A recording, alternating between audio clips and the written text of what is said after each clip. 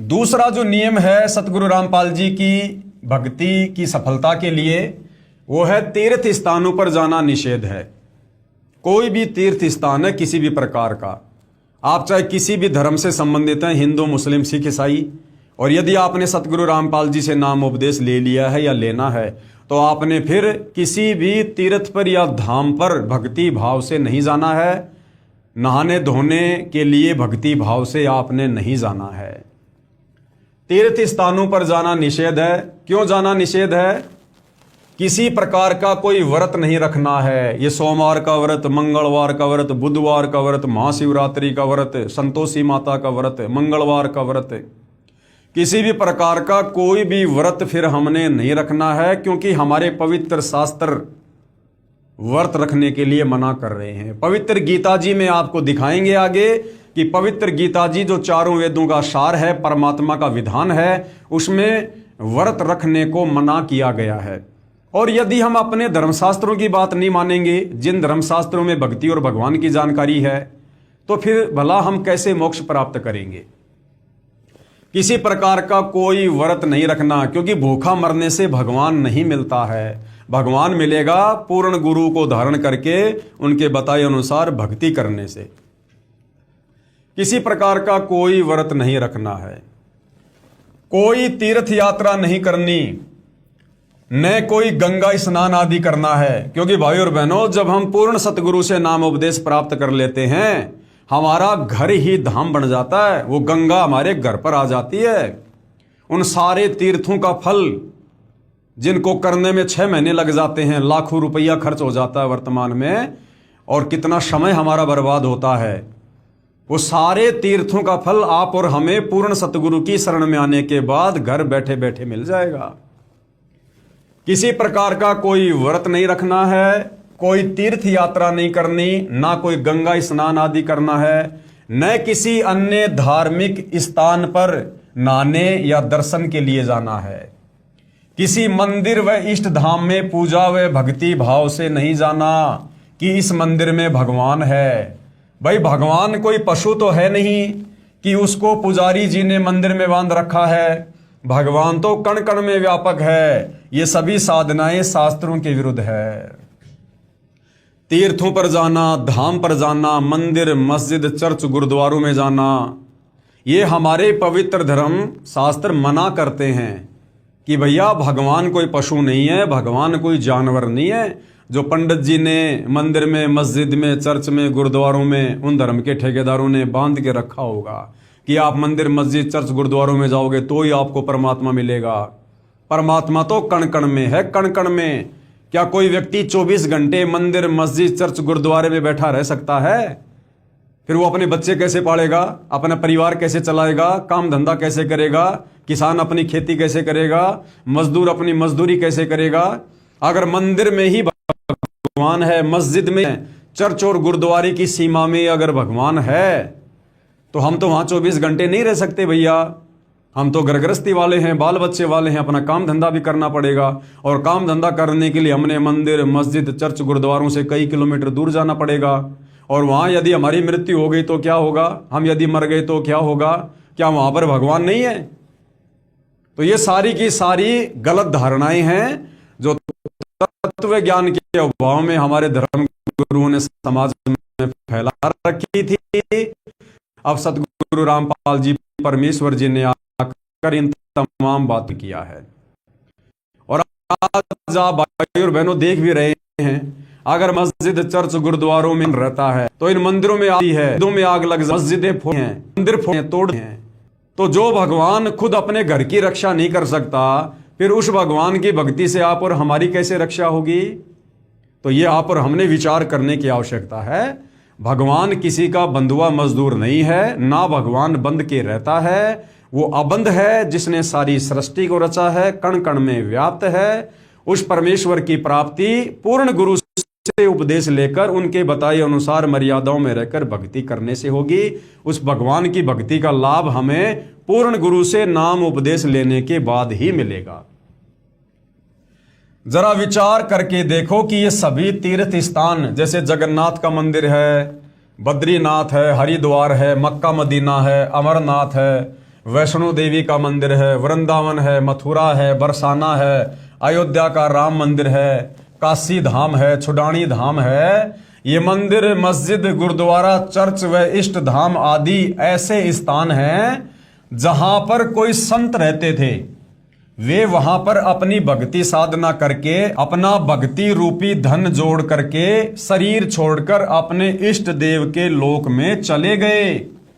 उसके बाद उनकी यादगार को प्रमाणित रखने के लिए कि वहां पर किसी ने मंदिर, किसी ने मस्जिद, किसी ने गुरुद्वारा, किसी ने चर्च या किसी ने धर्मशाला आदि बनवा दी, ताकि उनकी याद बनी रहे और हमारे जैसे तुच्छ प्राणियों को यह प्रमाण मिलता रहे कि हमें ऐसे ही कर्म करने चाहिए जैसे कि इन महान आत्माओं ने किए हैं। ये सभी धार्मिक स्थल हम सभी को यही संदेश देते हैं कि जैसे भक्ति साधना इन नामी संतों ने की है, ऐसी ही आप करो। इसके लिए आप इसी तरीके से साधना करने वाले व बताने वाले संतों की तलाश करो और फिर जैसा वे कहें वैसा ही करो। यानी जैसा फिर वो गुरु कहे, वो तत्वदर्शी संत कहे, फिर वैसा ही करना चाहिए। लेकिन बाद में इन स्थानों की ही पूजा प्रारंभ हो गई, जो कि बिल्कुल व्यर्थ है और शास्त्रों के विरुद्ध है।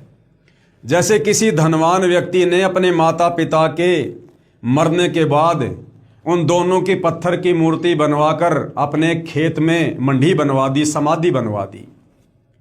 अब भाइयों और बहनों, वो पत्थर की मूर्ति उसके माता पिता नहीं है। वो माता पिता तो मर चुके हैं, शरीर छोड़ चुके हैं।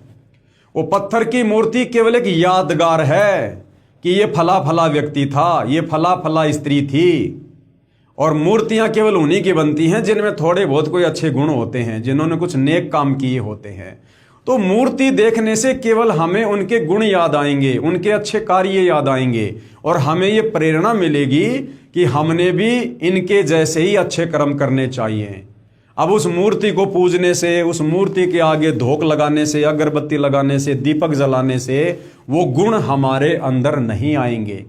हमने वैसे कार्य करने पड़ेंगे जो कार्य करके वो लोग चले गए जिनकी आज मूर्तियां बनाई गई हैं, जिनके नाम के मंदिर बना दिए, मस्जिद बना दी, चर्च बना दिए, गुरुद्वारे बना दिए, धाम बन गए, तीर्थ बन गए, यादगार बना दी गई हैं।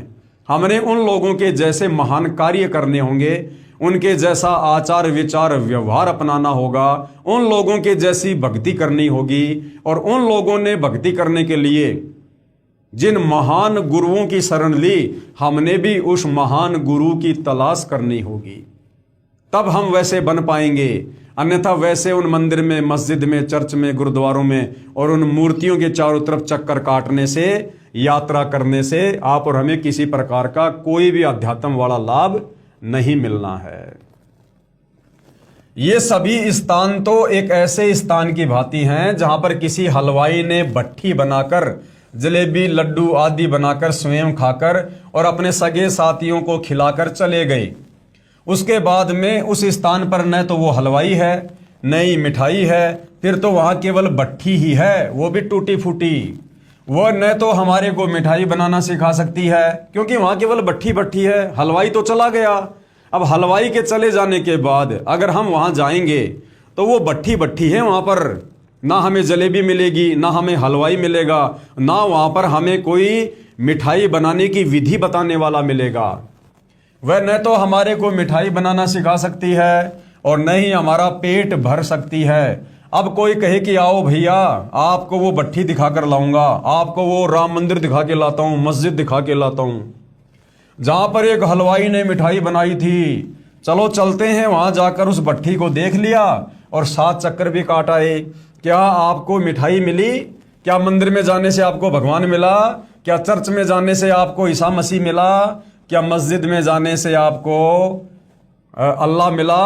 क्या आपको गुरुद्वारे में जाने से वाहिगुरु मिला? नहीं मिला। क्या आपको मिठाई बनाने की विधि बताने वाला हलवाई मिला? नहीं मिला। इसके लिए आपने वैसा ही हलवाई खोजना होगा जो सबसे पहले आपको मिठाई खिलाए और बनाने की विधि बताए। यानी आपने उस तत्वदर्शी संत की खोज करनी पड़ेगी जो आपको सबसे पहले ज्ञान समझाए, फिर आपको भक्ति बताए, फिर आपको नाम उपदेश दे, फिर आपको मर्यादा बताए और आपसे भक्ति करवाए, जिससे आपको समस्त लाभ मिले। फिर जैसे वे कहें केवल वही करना है, अन्य नहीं। फिर जैसा आपको तत्वदर्शी संत भक्ति करने को कहे, जो मर्यादा निभाने को कहे, आपने केवल वही और उतना ही करना है, उससे आगे पीछे नहीं। ठीक इसी प्रकार तीर्थ स्थानों की पूजा न करके वैसे ही संतों की तलाश करो जो शास्त्रों के अनुसार पूर्ण परमात्मा कबीर साहिब की भक्ति करते हुए बताते हों। फिर जैसे वे कहें केवल वही करना, अपनी मनमानी नहीं करना। अब जैसे भाइयों और बहनों, कोई बहुत बढ़िया स्कूल थी, पहले वो स्कूल सरकार के द्वारा मान्यता प्राप्त थी, स्कूल चला करती थी, और उस स्कूल में टीचर भी बहुत बढ़िया थे, बहुत अच्छे थे, और उस स्कूल से पढ़ाई पढ़ के बहुत सारे लोग आईपीएस बन गए, आईएएस बन गए, बड़े बड़े बिजनेसमैन बन गए। और आगे चलकर किसी कारण से वो स्कूल बंद हो गई, केवल वो ढांचा खड़ा है, बिल्डिंग है। अब कोई नादान बच्चा कहे कि चलो चलो मैं तुम्हें उस स्कूल में लेकर चलता हूं जहां पढ़ाई पढ़ने के बाद लोग आईपीएस बन गए, आईएएस बन गए, और उस खंडर में ले जाकर कोई किसी को दर्शन करवा कर लेकर आ जाए, तो आपको वहां जाने से क्या मिला? क्या आपको वहां पर ज्ञान मिला? क्या आपको वहां पर वो टीचर मिला जिसके पढ़ाने से बच्चे बड़े बड़े अधिकारी बन गए? आप भले उसके साथ चक्कर काट लो, आपको कोई भी लाभ किसी भी प्रकार का पढ़ाई वाला नहीं मिलेगा। ठीक इसी प्रकार ये मंदिर, मस्जिद, चर्च, गुरुद्वारे, ये तीर्थ धाम, ये पूजा धाम, गंगा, ये भाइयों और बहनों इसी प्रकार समझो। इन तीर्थ स्थानों पर बैठकर जिनकी यादगार में बनाए गए हैं, ये जितने भी धार्मिक स्थल बने हुए हैं, मंदिर, मस्जिद, चर्च, गुरुद्वारे, जिन जगहों पर बने हुए हैं, उन जगहों पर किसी समय किसी सिद्ध महात्मा ने, किसी पुरुष ने, किसी साधु संत ने अपनी तपस्या की थी, भक्ति की थी, जैसा भी उसको ज्ञान था, और जैसी भी उसने भक्ति कमाई की, वो भक्ति धन मरने के बाद वो जिस भी लोक में गया वहां ले गया, चला गया। अब उसके मरने के बाद उसकी यादगार में लोगों ने वहां पर स्ट्रक्चर खड़े कर दिए, बिल्डिंगें बना दी। अब वहां चक्कर काटने से आपको कुछ भी नहीं मिल सकता, केवल आपका समय बर्बाद होगा, आपका धन बर्बाद होगा, इसके अलावा आपको कुछ नहीं मिलेगा वहां जाने से। हमने वर्तमान में उन संतों की खोज करनी होगी, उन महापुरुषों की तलाश करनी होगी जो उनके जैसे हों, जो वर्तमान में हमें ज्ञान दे, हमें भक्ति और भगवान के विषय में बताए, हमारे धर्म शास्त्रों में भक्ति और भगवान के विषय में क्या गूढ़ जानकारियां हैं वो बताए, जो हमें परमात्मा की भक्ति से जो लाभ मिलते हैं वो लाभ प्राप्त करने के वास्तविक मंत्र बताए, हमें जीवन जीने का तरीका समझाए, हमें एक नेक इंसान बनाए, हमारे बिगड़े हुए उन कर्मों को सद्कर्मों में तब्दील कर दे, हमें भविष्य का ज्ञान करा दे, हमें सृष्टि रचना का ज्ञान करा दे। हमें उस महापुरुष की तलाश करनी होगी, और वो महापुरुष वर्तमान में जगत गुरु तत्वदर्शी सतगुरु रामपाल जी हैं। इसलिए मंदिर, मस्जिद, चर्च, गुरुद्वारे, तीर्थ धाम, भाई और बहनों, इन सब के चक्कर काटना छोड़ो। परमात्मा धरती पर तत्वदर्शी संत के रूप में प्रकट हैं, विद्यमान हैं।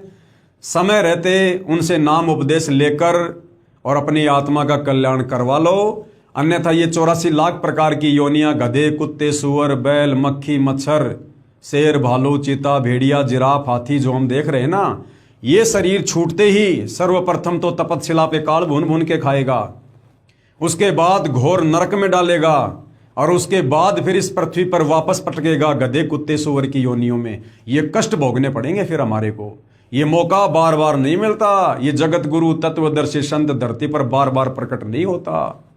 ये कलयुग की बिचली पीढ़ी है, मोक्ष का प्राइम टाइम है। सतगुरु रामपाल जी के सत्संग सुनकर और शतलोक आश्रम के कॉन्टैक्ट नंबर सर्च करके अति शीघ्र सतगुरु रामपाल जी से उपदेश प्राप्त कर लीजिएगा, और इन नियमों की भली भांति समझ आपको होनी चाहिए, तभी आप भक्ति सफल कर पाओगे। सामवेद संख्या नंबर 14, उतारचिक, अध्याय नंबर 12, खंड नंबर 3, श्लोक नंबर 5। इसमें सतगुरु रामपाल जी ने क्या समझाया है? भद्रा वस्त्रा समन्या वसानो महान कबीर नीवचनानी शंशान आवच्यस चंबो पूयमानो विचक्षणो जाग्रवीरदेवितो। ये भाई और बहनों, संस्कृत में ये श्लोक है, आप जियों के सामने है, आप देख सकते हैं, पढ़ सकते हैं। कोई ज़रूरी नहीं है कि मुझे संस्कृत भाषा आती हो तभी मैं भगवान प्राप्त कर पाऊंगा। मुझे भक्ति की जानकारी होनी चाहिए, मुझे पूर्ण संत गुरु मिलना चाहिए, मुझे पूर्ण सतगुरु से उपदेश प्राप्त होना चाहिए और फिर मैं उनके वचनों में रहकर भक्ति करूं। इससे मेरी आत्मा का कल्याण होगा। किसी भाषा विशेष का ज्ञान होने से आत्मा का कल्याण नहीं होता। भाषा केवल हमें जानकारी देगी। तो ये श्लोक आप जियों के सामने है। अब सतगुरु रामपाल जी ने क्या अनुवाद किया है? चतुर व्यक्तियों ने अपने वचनों द्वारा पूर्ण परमात्मा, पूर्ण ब्रह्म की पूजा का शतमार्ग दर्शन न करके अमृत के स्थान पर आन उपासना जैसे भूत पूजा, पितर पूजा, श्राद्ध निकालना, तीनों गुणों की पूजा। तीनों गुण कौन है? रजगुण ब्रह्मा, सतगुण विष्णु, तमगुण शंकर। तथा ये जो ब्रह्म है जिसको काल भी कहते हैं, इसकी पूजा मंदिर, मस्जिद, गुरुद्वारों, चर्चों व तीर्थों, उपवास तक की उपासना, रूपी फोड़े व घाव से निकले मवाद को आदर के साथ आचमन करवा रहे होते हैं। सामवेद के इस श्लोक में क्या लिखा है भक्ति के विषय में कि तत्व ज्ञान के अभाव में ये हमारे ज्ञानहीन धर्म गुरु हमें उस पूर्ण ब्रह्म परमात्मा कबीर देव की शास्त्र अनुकूल शत भक्ति का अमृत पान ना करवाकर कबीर परमेश्वर की भक्ति को अमृत के समान बताया है, अमृत पान है। तो ये हमारे धार्मिक धर्म गुरु, ज्ञानहीन धर्म गुरु तत्व ज्ञान के अभाव में, तत्वदर्शी संत की शरण के अभाव में ये हमें पूर्ण ब्रह्म परमात्मा कबीर साहिब की सत भक्ति का अमृत पान ना करवाकर इन्होंने हमें किस चीज का पान करवाया? आन उपासना रूपी। आन उपासना क्या है? शास्त्र विरुद्ध साधना, काल तक की साधना, दुर्गा की साधना, ब्रह्मा विष्णु महेश की भक्ति, देवी देवताओं की भक्ति, माई, मसाणी, सेठ, शीतला, भैरव, भूत, हनुमान आदि की भक्ति, चौराहों की भक्ति, पेड़ पौधों की भक्ति। ये हमारे धार्मिक धर्म गुरु हमें आन उपासना रूपी फोड़े से निकला हुआ मवाद पिला रहे थे। यानी भाई और बहनों, अमृत पान किसको बताया गया है? कबीर परमात्मा की शास्त्र अनुकूल सत भक्ति को, जो कबीर परमात्मा स्वयं ही तत्वदर्शी संत के रूप में प्रकट होकर बताते हैं। तो ये भक्ति आज से पहले आप और हमें नहीं दी हमारे धर्म गुरुओं ने, क्योंकि इनको स्वयं को ज्ञान नहीं था। इन्होंने हमें क्या भक्ति दी? आन उपासना रूपी फोड़े से निकला हमें मवाद पिलाया। यानी घटिया भक्ति, जिस भक्ति से हमारा मोक्ष ना हो, जिस भक्ति से हमारी आत्मा का कल्याण ना हो, जिस भक्ति से ये 184 योनियों का कष्ट ना मिटे, जिस भक्ति से जन्म मरण का रोग ना कटे, कहते हैं वो भक्ति तो किसी घाव या फोड़े से निकले हुए मवाद के समान है।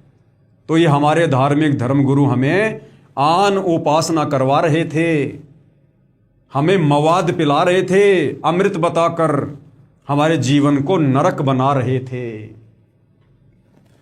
उसको परम सुखदायक पूर्ण ब्रह्म कबीर साहिब सशरीर साधारण वेशभूषा में, वस्त्र का अर्थ है वेशभूषा, संत भाषा में इसे चोला भी कहते हैं। यानी वो शास्त्र अनुकूल सत भक्ति बताने के लिए वो कबीर परमात्मा कबीर साहिब एक साधारण सी वेशभूषा में आप और हमारे जैसा मनुष्य बनकर संत की भूमिका करके वो अमृत पान करवाने के लिए शास्त्र अनुकूल सत भक्ति का स्वयं आता है। उसको परम सुखदायक पूर्ण ब्रह्म कबीर सशरीर साधारण वेशभूषा में, वस्त्र का अर्थ है वेशभूषा, संत भाषा में इसे चोला भी कहते हैं। जैसे कोई संत शरीर त्याग कर जाता है तो कहते हैं कि महात्मा तो चोला छोड़कर चले गए। शतलोक वाले शरीर के समान दूसरा तेज पुंज का शरीर धारण करके आम व्यक्ति की तरह जीवन जीकर कुछ दिन संसार में रहकर अपनी शब्द साखियों के माध्यम से सत्य ज्ञान को वर्णन करके पूर्ण परमात्मा के छुपे हुए वास्तविक सत्य ज्ञान तथा भक्ति को जागृत करते हैं। क्या लिख रहे हैं गुरुदेव भगवान कि सतलोक वाले शरीर के समान दूसरा तेज पुंज का शरीर धारण करके, यानी कबीर परमात्मा जब सतलोक से चलकर इस पृथ्वी लोक पर तत्वदर्शी संत का चोला धारण करते हैं तो वो उनका वास्तविक रूप होता है।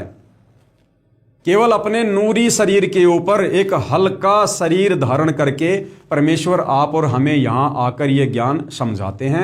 अगर वो परमात्मा अपने वास्तविक नूरी शरीर में यहां पर आ जाए, जिस शरीर में एक बाल में कितनी चमक है, 1 करोड़ सूरज, 1 करोड़ चंद्रमा, इससे भी ज्यादा रोशनी उस परमात्मा के एक बाल में है और पूरी बॉडी पर 3.5 करोड़ बाल हैं। आप और हम दोपहर के समय एक सूरज की तरफ भी 5 सेकंड तक आंख खोल के नहीं देख सकते। तो सोचिए जब वो परमात्मा जिनका इतना नूर है, इतना तेज है, इतनी चमक है, अगर वो परमात्मा यहां सशरीर आ जाए उसी रूप में तो हम उनको देख नहीं सकते। इसलिए परमात्मा अपने उस तेजोमय शरीर को हल्का करके आते हैं। एक मनुष्य की भांति परमात्मा यहां पर विचरण करते हैं, ज्ञान समझाते हैं, लीला करते हैं। इसलिए वो कबीर परमात्मा स्वयं ही तत्वदर्शी संत रूप में धरती पर प्रकट होकर अपना वास्तविक ज्ञान देता है।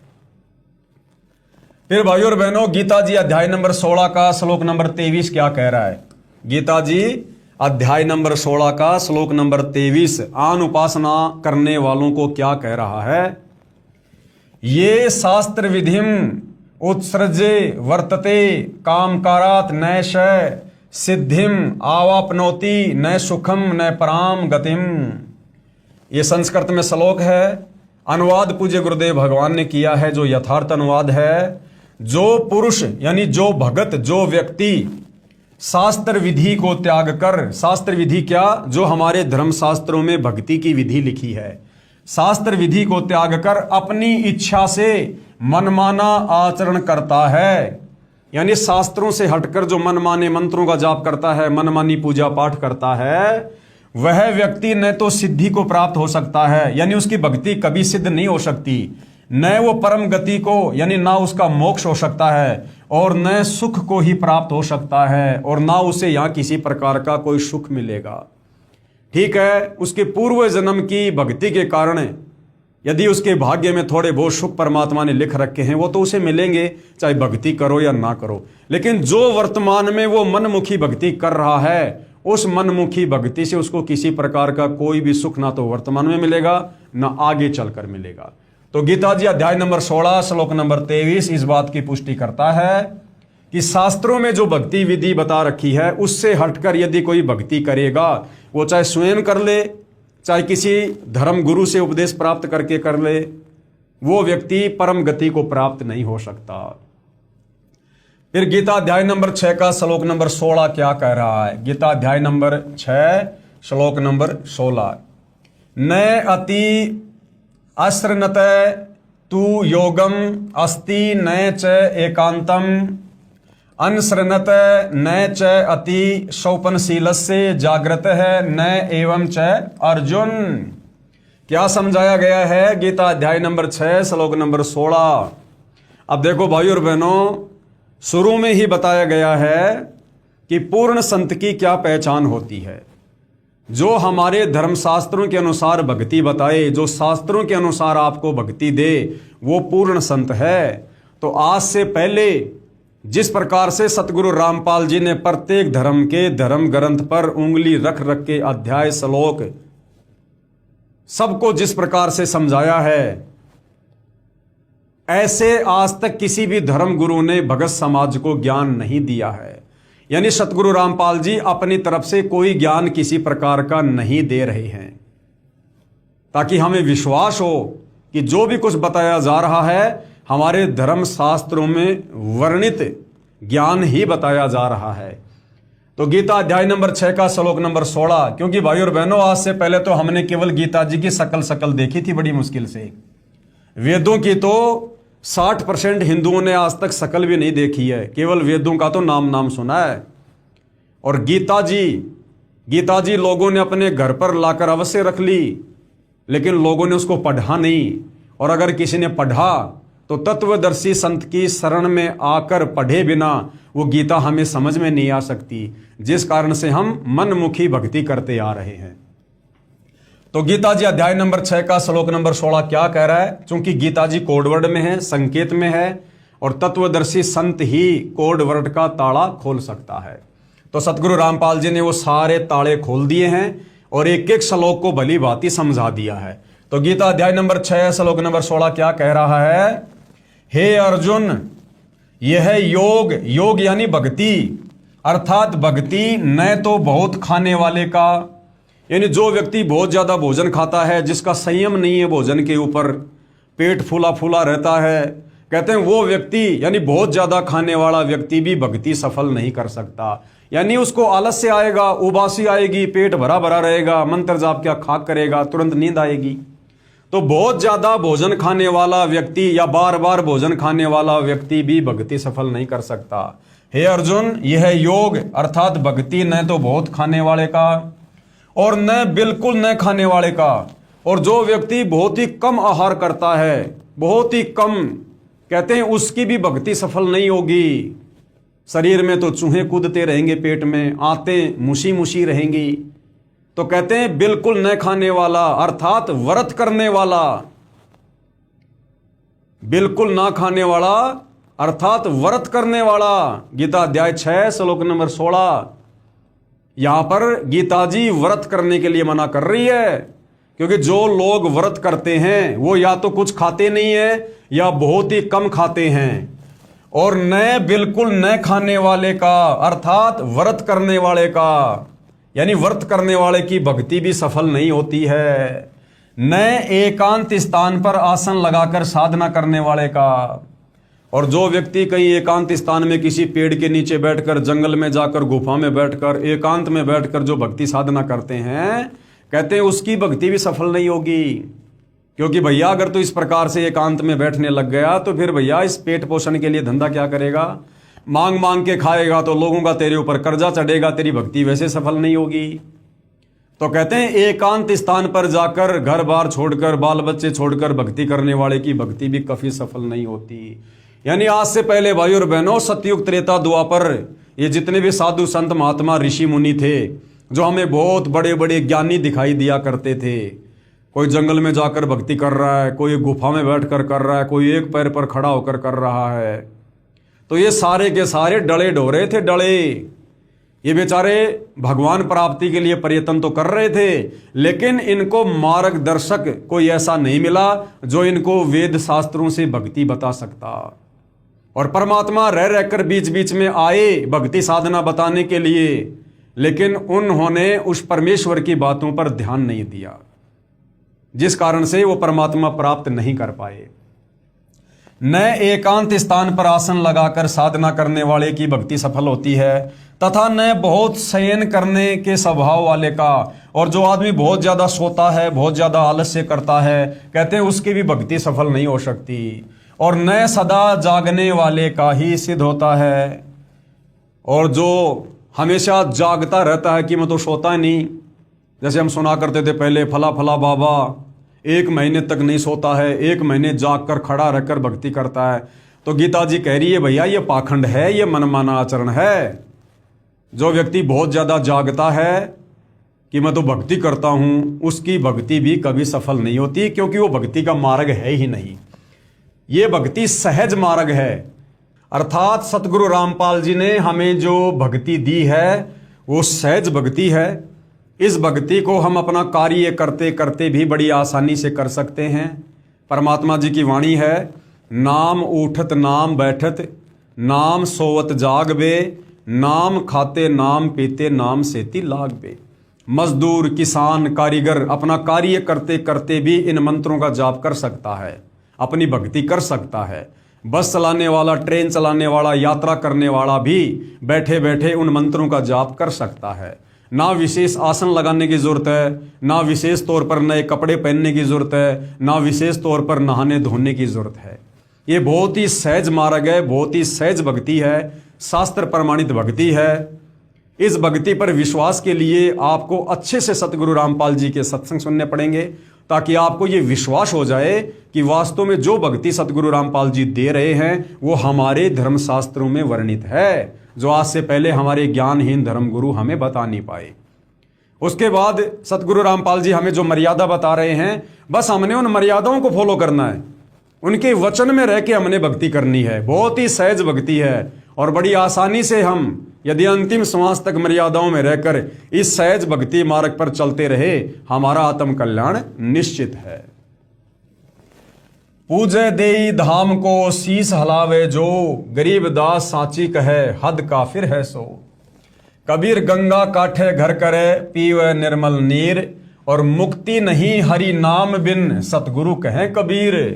कबीर परमात्मा जी क्या कह रहे हैं कि भैया यदि तुझे तत्वदर्शी संत की शरण प्राप्त नहीं है, यदि तेरा गुरु पूर्ण नहीं है, तो कहते हैं चाहे आप गंगा जी के किनारे पर मकान बना लो और रोजाना गंगा जी का निर्मल शुद्ध पानी पीओ। कहते हैं अगर तुझे तत्वदर्शी संत के द्वारा पूर्ण परमात्मा का वो यथार्थ नाम नहीं मिला, भक्ति नहीं मिली, तो भी तेरी मुक्ति नहीं हो सकती। ऐसा कौन कहते हैं? कबीर परमात्मा। कबीर कर कर जगमुआ, इन तीर्थों पर जा जाकर धामों पर जा जाके पूरी दुनिया का सत्यानाश हो गया, मर मर के चले गए। ओढ़े पानी नहाए, उस पानी को पी पी के, उस पानी में नहा के, तीर्थ वाले में, गंगा वाले में, और राम ही नाम ना जपया। लेकिन तत्वदर्शी संत से उपदेश लेकर उस वास्तविक आदि राम का नाम यदि आपने नहीं जपा, कहते हैं काल घसीटे जाए, ये काल तुम्हारी टेटवी पकड़ के ले जाएगा, अंत में दुर्गति से तुम्हारी मौत करेगा।